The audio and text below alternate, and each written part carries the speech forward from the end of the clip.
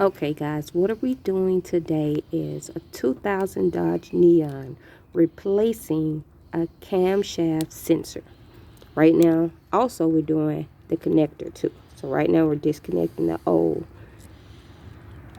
And if you look right here, oh shit, right here, right there with the green circle, that's where we had it at first. Y'all can see it. Okay guys, what I didn't show y'all is that I hooked this end part up to keep the wires connected. The other part goes here when we get done stripping this wire, getting it together.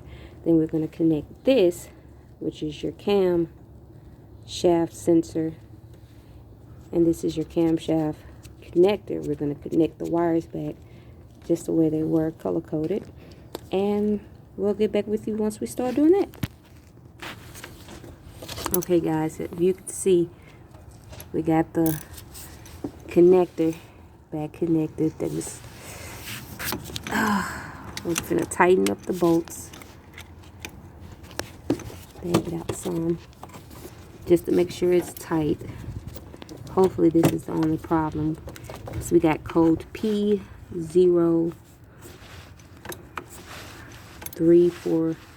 I think, or something like that. I'll reread it to you.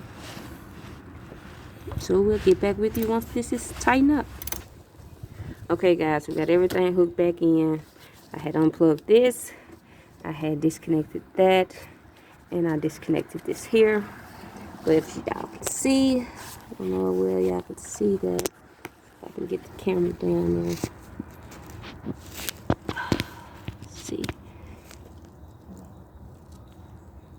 Don't know if y'all can see the sensor, but that's it right there.